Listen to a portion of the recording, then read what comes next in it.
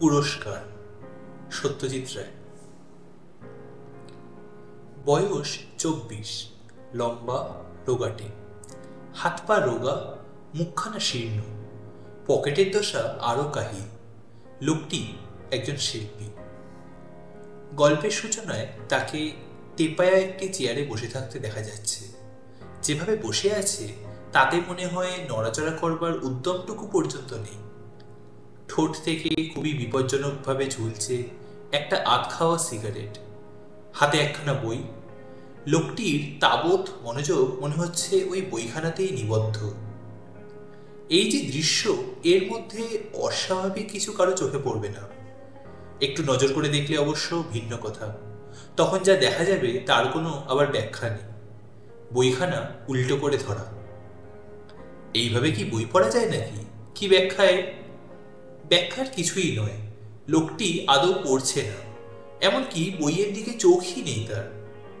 আসলে যাকে মাঝামাঝি দূরত্ব বলা যায়, সেই রকমের একটা ব্যবধান থেকে লোকটি ওই বইয়ের দিকে তাকিয়ে আছে মাত্র। চোখের দৃষ্টি শূন্য। তার মানে লোকটি কিছু ভাবছে। সত্যি তাই, ওর মাথায় রয়েছে একটি প্রদর্শনীর চিন্তা।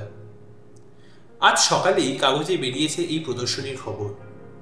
এবারকার চারুকলা প্রদর্শনী নাকি এত বড় আকারে অনুষ্ঠিত হতে চলেছে, আর মিডিয়াম বা মাধ্যম ব্যবহারের ব্যাপারেও কোনো বিধিনিষেধ নেই। শিল্পী ওটা বেছে নিতে পারবেন তার আপন ইচ্ছা অনুযায়ী। এই প্রদর্শনী এ দুটোই হচ্ছে মস্ত বৈশিষ্ট্য। এর ফলে শিল্পীরা তাদের প্রতিভার পরিচয় একেবারে অবাধ দিতে পারবেন। প্রদর্শনীর এই যে বিজ্ঞপ্তি, এটা নিয়ে এখন ভাবছে আমাদের শিল্পী। ছাপার অক্ষরে যা কিনা একেবারেই ঠান্ডা ও নেহাতি একটা খবর মাত্র, তাই তাকে আলোড়িত, উত্তেজিত করে তুলেছে। দীর্ঘদিন যাবৎ সে তো ধৈর্য ধরে এইরকমই একটা সুযোগের প্রতীক্ষায় ছিল। তুলির ব্যবহারে তার দক্ষতা যে কতখানি, সে চাইছিল যে লোকে সেটা জানুক, তাকে কিছুটা স্বীকৃতি দিক। সেই স্বীকৃতি পাওয়ার এই ইচ্ছে হচ্ছে একমাত্র সুযোগ। নিজের প্রতিভা সম্পর্কে কোনো অলীক ধারণা তার একেবারেই নেই।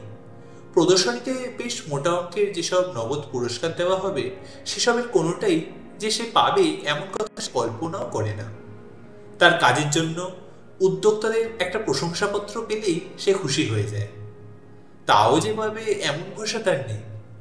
কিন্তু তবু সে চাইছে যে প্রদর্শনীতে তার ছবি টাঙানো হোক, লোকে তার কাজ দেখুক। তাছাড়া ভেতরে ভেতরে একটা আশা যে নেই তাও হয়তো নয়। বলা তো যায় না। শিল্প প্রদর্শনী নিয়ে কাগজে কাগজে যেসব লেখা বেরোয়, তাতে তার কাজের একটা উল্লেখ হয়তো থাকলেও থাকতে পারে।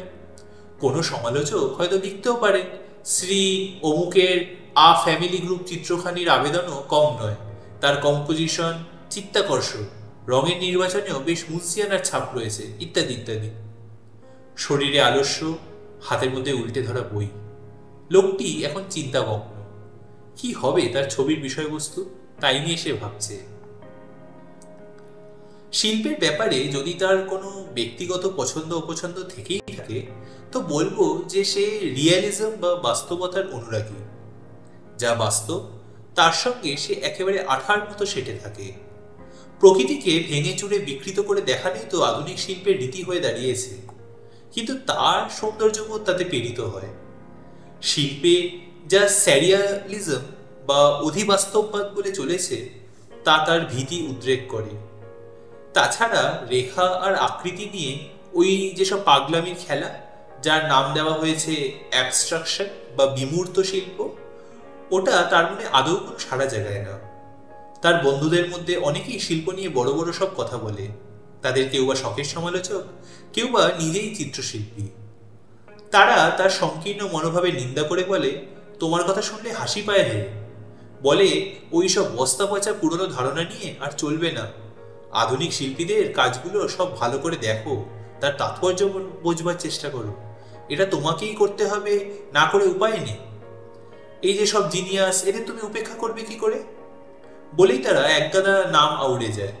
খটোমটো সব কি সব যেন নাম। শুনে তার কান ঝাঝা করতে থাকে, কিন্তু মতের কিন্তু তার কোনো বদল ঘটে না।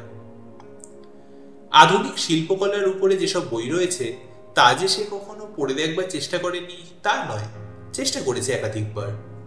কিন্তু সেই বইগুলির মধ্যে যেসব ছবি রয়েছে তা এতই ইনপুট থেকেছে তার কাছে যে পড়া আর তেমন এগোয়নি। এইরকম একটা ছবির কথা মনে পড়ছে তার। ছবিখানা দেখে মনে হয়েছিল কাঁচা হাতে কেউ নিয়ান্ডারথাল বা পুরোপলীয় যুগের এমন এক আদি মানবীর ছবি এঁকেছে যার সম্ভবত গোদ হয়ে থাকবে, সেই সঙ্গে যার গলাটা একেবারে জিরাফের মতো লম্বা, অথচ সেই ছবির নাম কি দেওয়া হয়েছে নাকি আদর্শ নারী। ভাবা যায়? তার মনে হয়েছিল এর চেয়ে অদ্ভুত রসিকতা আর কিছুই হতে পারে না। পরদিনই সে ছবি আঁকতে লেগে যায়। ওয়াটার কালারে সে সিদ্ধহস্ত, এটাও সে ওয়াটার কালারেই আঁকবে। ছবির বিষয়বস্তু কি হবে অনেক ভেবেচিন্তে আগের দিন সন্ধ্যাতেই সে তা ঠিক করেছে। শেক্সপিয়ারের নাটকের যেসব দৃশ্য তার প্রিয়, এটা হবে তারই একটি চিত্ররূপ। ঘুমন্ত অবস্থায় লেডি ম্যাকবেথ হাঁটছে, এই হবে তার ছবি। ছবির নাম দেবে দ্য সমন্যাম্বুলিস্ট, অর্থাৎ স্বপনচারিণী। ছবি আঁকার ব্যাপারে এখনকার মতো উৎসাহ সে এর আগে কখনো পায়নি। আলাদা একটা কাগজের উপর তুলি দিয়ে হরেক রং মেলাতে মেলাতে সে দেখে নিচ্ছে যে ঠিক কোন রঙের মিশ্রণ তার ছবির পক্ষে যুৎসই হবে। রঙের ব্যাপারটা ঠিক হয়ে যাওয়ার পরে সে আসল কাজে হাত দিল। এটা যে তার একটা সেরা ছবি হবে তাতে তার কোনো সন্দেহই নেই। ছবিটা শেষ করতে মোট 10 দিন সময় লাগলো। নোংরা মলিন ছোট্ট যে ঘরখানিকে সে তার স্টুডিও হিসেবে ব্যবহার করে, এর মধ্যে সেই ঘর ছেড়ে তাকে বড় একটা বেরোতে দেখা যায়নি।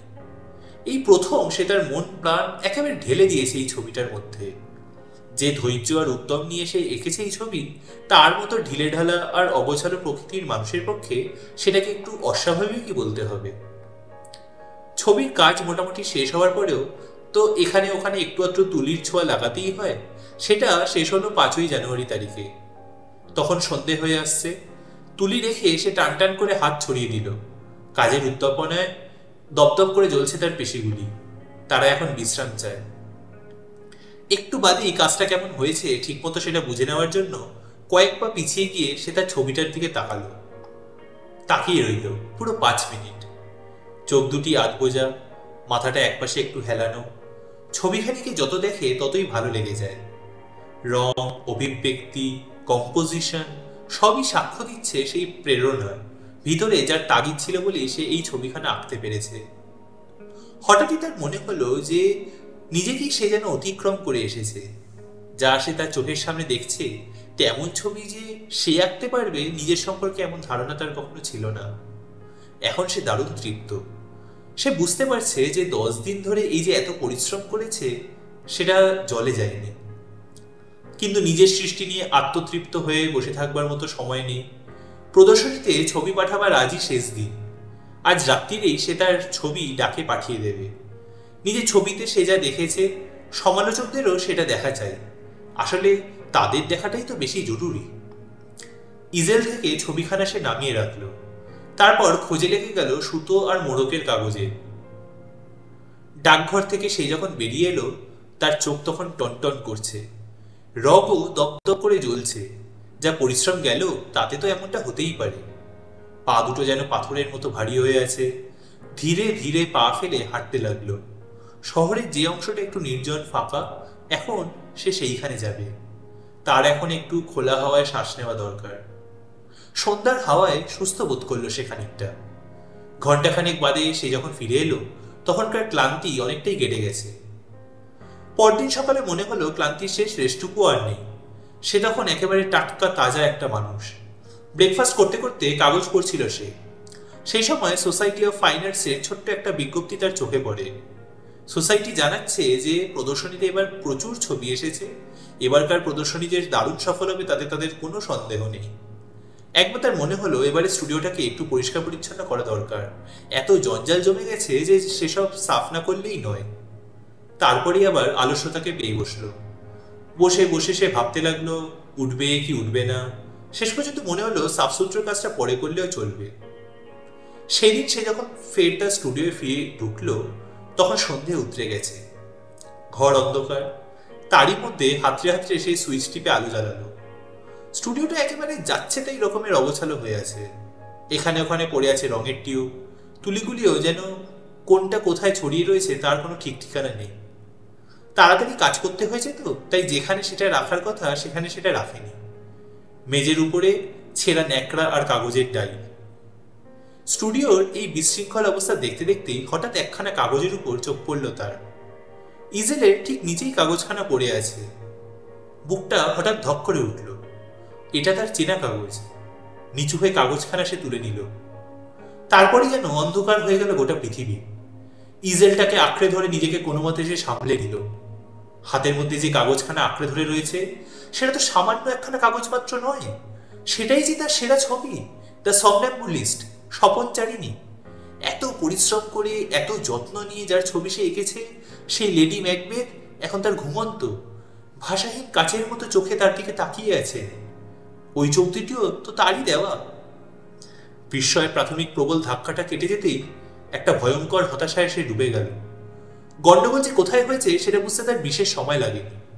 এবারও তার অন্যমনস্কতাই তাকে ডুবিয়েছে। তার জীবনে এ তো নতুন কিছু নয়। অতীতেও একাধিকবার এমন ঘটনা ঘটেছে তার জীবনে। তবে কিনা সেই অন্যমনস্কতার পরিণাম বড়জোর হাসির খোরাক জোগাতো, কখনোই এমন সর্বনাশ তার ফলে ঘটেনি।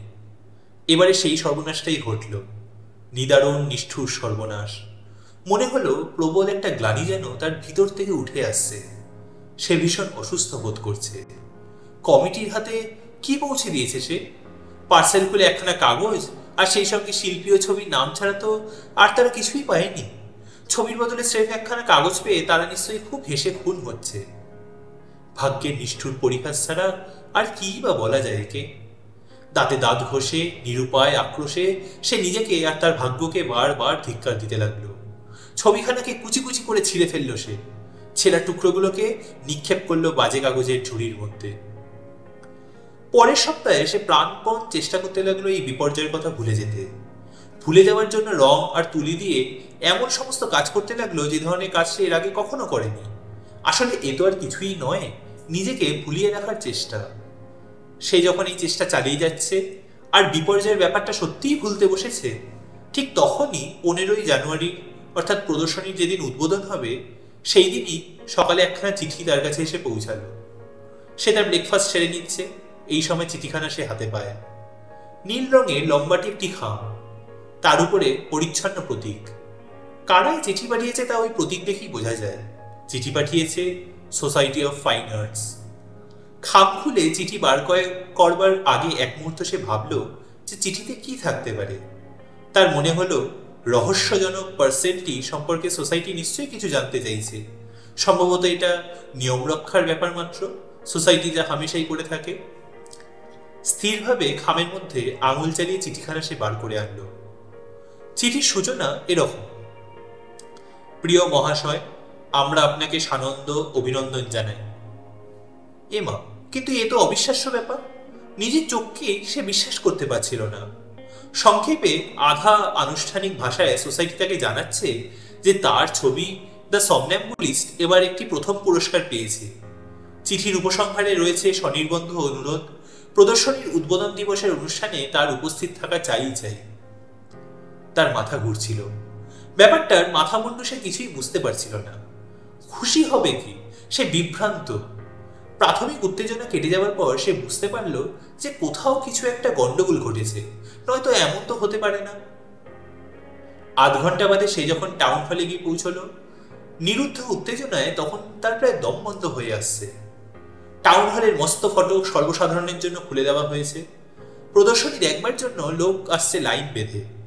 অকারণে দরজা দাঁড়িয়ে আটকে আছেন দুই বিশালকায় শিল্পবোদ্ধা। তাদের ঠেলে ঠুলে কোনো রকমে সে ভিতরে গিয়ে ঢুকল। প্রদর্শনী দোতলায়, সিঁড়িতে চমৎকার গালচে পাতা। তার উপর দিয়ে একবারে তিন ধাপ করে সিঁড়ি টপকে সে দোতলায় গিয়ে পৌঁছালো। যে হলে প্রদর্শনী রঙের বাহারে সেটা ঝলমল করছে। চার দেওয়াল জুড়ে নানা আকারের অসংখ্য ছবি। তার মধ্যে যেমন আছে ছোট্ট ছোট্ট সব মিনিয়েচার, তেমনই আছে বিশাল বড় সব ক্যানভাস। উত্তেজনায় তার বুকের মধ্যে ধকধক করছে। ঘুরে ঘুরে সে ছবি দেখতে লাগলো। যেসব ছবি পুরস্কার পেয়েছে তার প্রতিটার তলায় পরিচ্ছন্ন একটি লেবেল আঁটা, তাতে শিল্পী আর ছবির নাম। খুঁটি খুঁটিয়ে সেই লেবেলগুলোকে দেখে যাচ্ছে সে। উত্তর, পূব আর দক্ষিণের দেওয়াল শেষ করতে তার পুরো 1 ঘন্টা লেগেছে। ল্যান্ডস্কেপ, ফিগার, স্টিল লাইফ, নানান মাধ্যমে করা স্কেচ, কোনোটাই সে বাদ দেয়নি। এ যেন তার দৃষ্টিশক্তির অগ্নি পরীক্ষা। চোখ লাল, ব্যথাও করছে, কিন্তু তা হোক, রহস্যের সমাধান না করে সে ছাড়বে না।